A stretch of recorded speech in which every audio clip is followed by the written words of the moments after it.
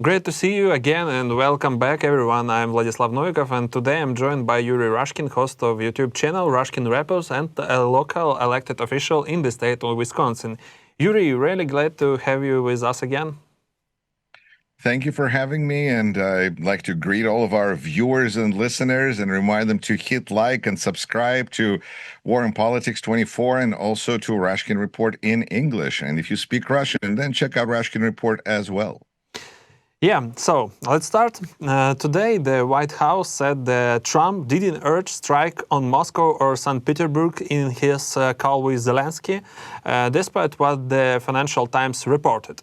Were you surprised by that article too?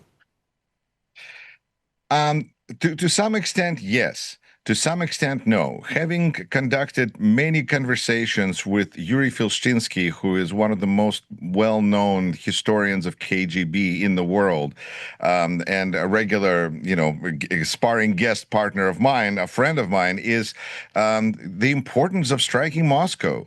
It really is important to several people, and we clearly see that President Trump places a lot of importance on striking Moscow. Perhaps it's all about those beautiful buildings over there that he cares so much about because of his real estate developing background. I wonder if you could refinance Kremlin.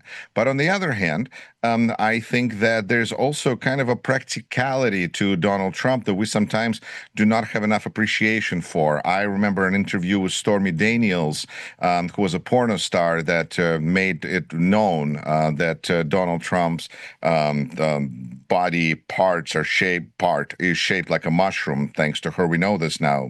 Try to forget it. Interestingly enough, she said that when Donald Trump was speaking with her, he was not speaking about some nasty things. He was speaking about the business of pornography and, how the compensation levels and the things involved, that kind of a thing. Very pragmatic, business-like approach, which is ironic because of his 6 bankruptcies.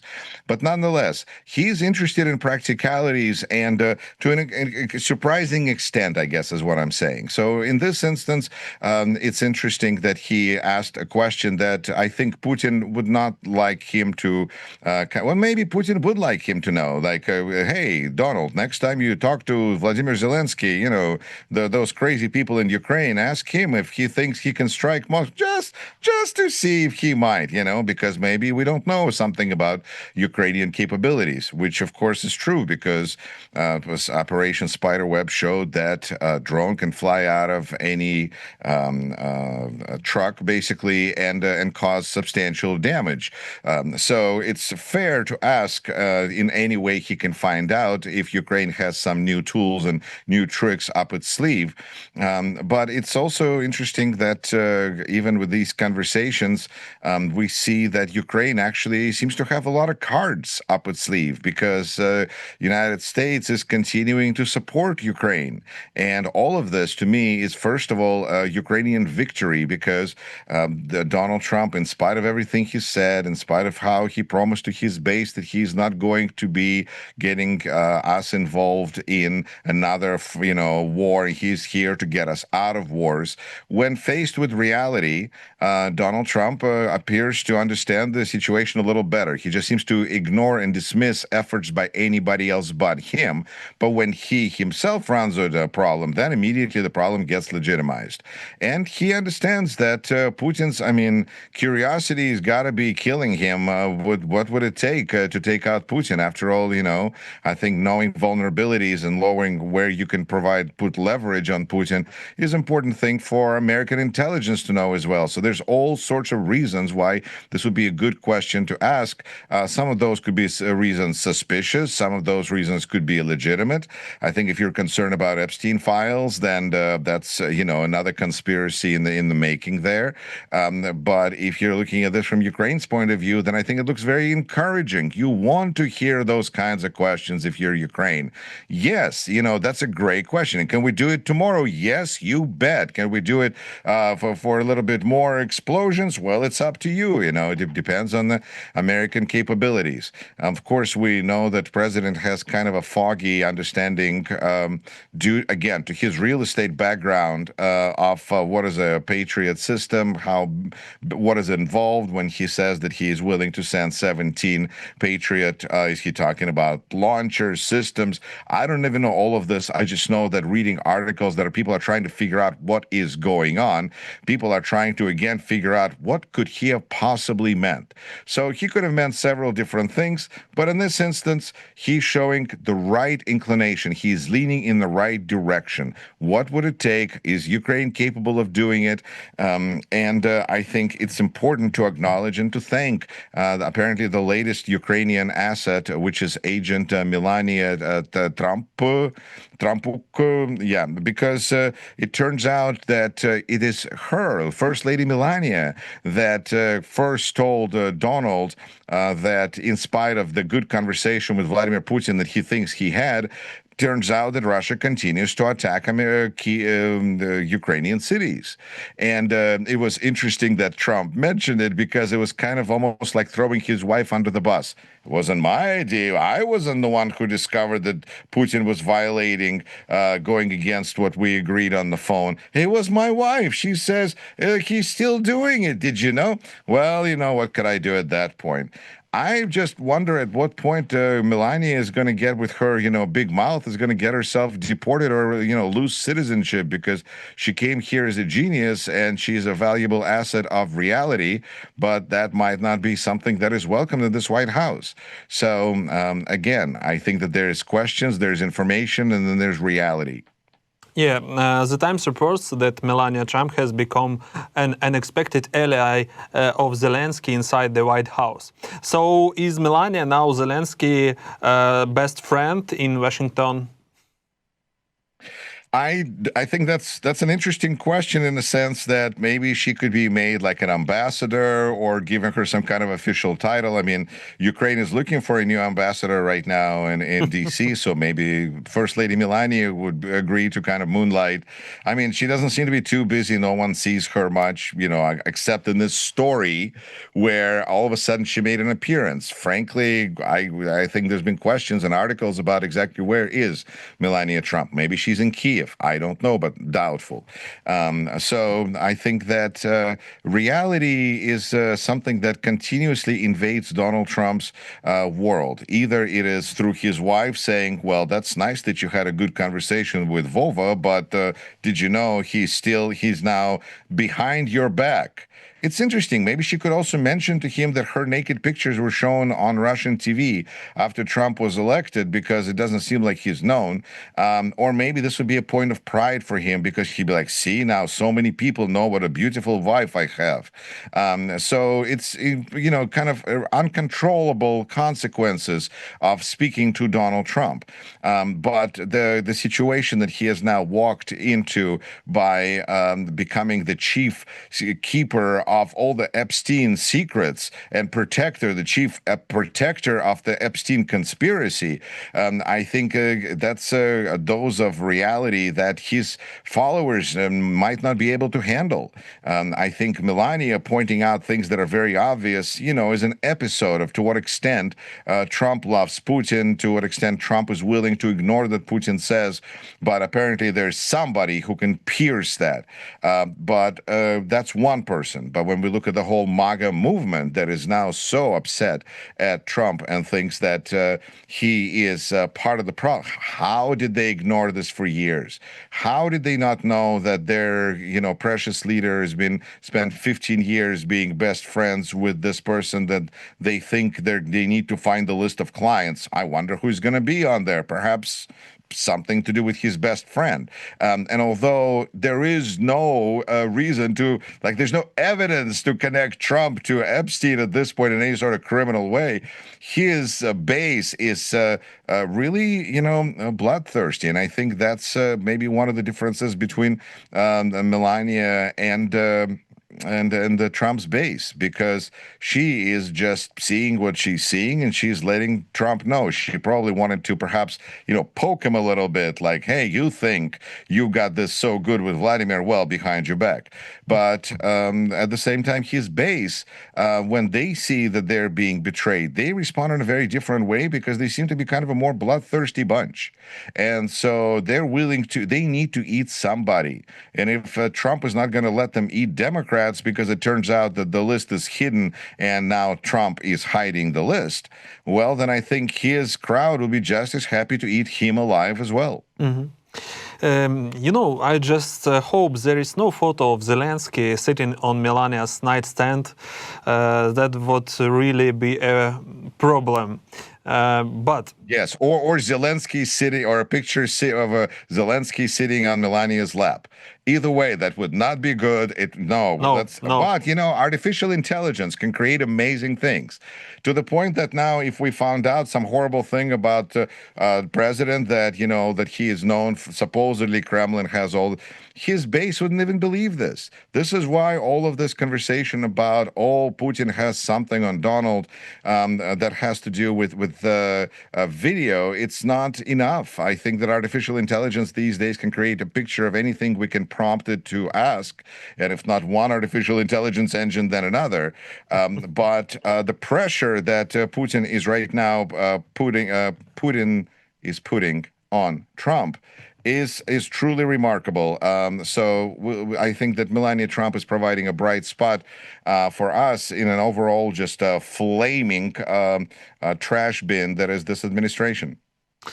Yeah, okay. The New York Times says Trump is unlikely to actually impose 100% tariff on Russia and its trading partners, because that would cause massive damage to the EU's economy and spark a clash with China.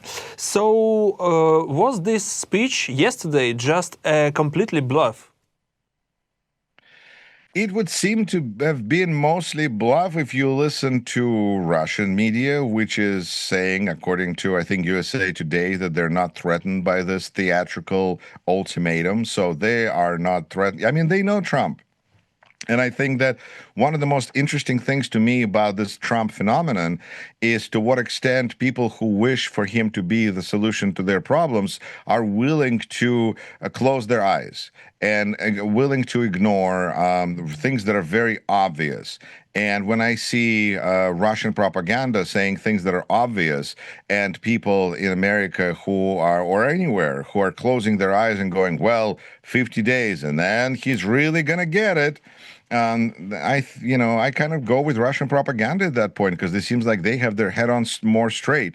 And New York Times supports really the same takeaway, because when we see that Putin told, this is like, I'm getting a little confused about who was the witness to these conversations, Macron, Trump, whatever.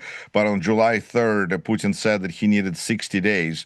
And then 10 days later, Trump gives him 50 days.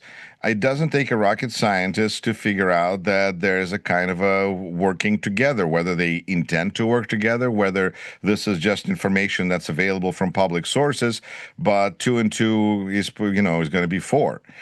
So we see that Putin really has big plans for the summer, and he thinks that he can take over Ukraine or take over the areas that he would like to control or do something. He thinks that now that the wind is blowing in his sails, and Trump sees this. I think the interesting thing to me is that to what extent Trump is showing himself to be a weak leader, because not only is he continuously postponing difficult decisions and ignores his own deadlines, but he also gives everybody everything, almost. In a sense that he is actually pretty good about giving Ukraine weapons, at least in terms of words, he says, because of the trust that's been absolutely destroyed. And partially it was destroyed through the impeachment, the first impeachment that Trump had, that specifically had to do with military aid to Ukraine in exchange for finding blackmail on the Biden family. There is no trust to Trump, but at least the words are starting to sound sound much more agreeable to Ukrainian position. So in a way, he's giving Ukraine, at least verbally, something of what it wants. And at the same time, he gives Putin something of what he wants, which is the time that Putin said he will take, and he's not going to do anything. Trump is saying this, I'm not going to be able to do anything about it. He frames it as his decision when he is, faced with inevitability. Again, the same as what he saw with Israel attacking Iran. When Trump saw the inevitability of Israeli attack on Iran, he decided to consider joining in, and when it looked good, he did the same, he joined in. And so now he's going along with Putin's plan because he sees that he cannot influence it and he cannot change it. So he's going to give Putin the time that he said he's going to take. And he gave Ukraine weapons that pretty much he's getting pressure to, not just by Ukraine, but by also the fact that Putin embarrasses the crap out of Trump every time, ignoring him, and allies who continuously pressure Trump to, on one hand, remind him how glorious he is and how Vladimir Putin is not respecting him, and on the other hand, saying that how great he's going to look when he supports Ukraine. And on the third hand, because sometimes I guess you get three hands, is that Europe is willing to pay for the whole thing. So Trump can even tell to his base that it's okay because we're making money here. This is part of, I believe, of the MAGA philosophy, is that morals don't matter as long as we're making money, and morals don't matter as long as we're losing money.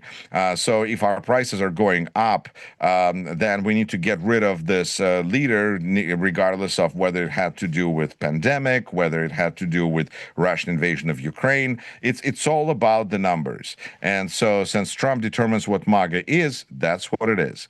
He also determines that MAGA now shouldn't look anymore, must not look anymore in the direction of Epstein files. And it's hilarious because Fox News the other night just didn't ask any questions, just didn't bring it up at all. Amazing. So I think that Trump is making ultimatums and pronouncing things that are, obvious. I can go outside and see a sunny weather and be like, it's going to be sunny until it's not sunny anymore, and that is my desire. Makes America look weak. It doesn't make America look strong. It destroys American leadership. It's sad to see because so much of this vacuum that exactly like Secretary Blinken, former Secretary Blinken has said, that when America leaves, this vacuum space is filled up by interests that have nothing good for America, that are dangerous and harmful to American interests. That space, there's a Russian expression that says a holy place is never empty. When America leaves, Russia and China are filling up that space very quickly. And today Lavrov said Russia has no idea what Trump meant by giving 50 days to sing a peace deal. Fair enough, it's a pretty strange. Can you help Lavrov solve it? What does Trump actually want here? Trump wants to make money, and I don't understand how Mr. Lavrov doesn't understand such a simple concept. I don't know. That really, maybe it's because he works for a man and for whom money doesn't matter. And that's something that Donald Trump doesn't understand, because they have a very different competing system of values, even if they're not aware of it. Because Trump is interested in making money, and Putin and his junta are interested in domination and power, in land grabs and people controlled, population controlled, displaced, all of that kind of dynamics of empire building through genocide that has been the history of Russia. So Lavrov was just following in the same idea, and how can Trump, with his 50-day announcement, stop Russia from fulfilling its historic mission? He can't. He can, though, by helping Ukraine. That seems to be the one consistent answer to all of these problems with what do you do about this problem or other problem in the world, is you help Ukraine. And also, I think it's important to acknowledge that the threat, ultimatum, theatrical ultimatum, whatever you call it, made by Trump on whatever it was, Monday morning, because remember, we're waiting for Monday surprise. Oh, that we got that surprise, is that that immediately Senate took the sanctions bill off of its basically schedule. They shelved it because now, well, they don't need to do anything. Remember that Lindsey Graham, Blumenthal bill about how there's going to be all of those horrible things happening to countries that are touching Russia with the 10-foot clown pole? Well, now there's no need for all of that because President Trump took initiative. And that means that the weak leadership of Trump is actually stronger than leadership of Senate, where they are talking about things, they're making crazy propositions of 500% tariffs against India and China, which is really supported by nobody in the United States except people who, I don't know, are supporting Alcatraz in Florida, whatever, alligator Alcatraz, because it doesn't make any sense. But in this situation, we see sanctions that have been put on hold, and that's another effect of this ultimatum, is that it stops dead cold the conversation about Graham Blumenthal bill. So, Yuri, thank you so much. Really appreciate your time and insight. Great having you with us. My pleasure.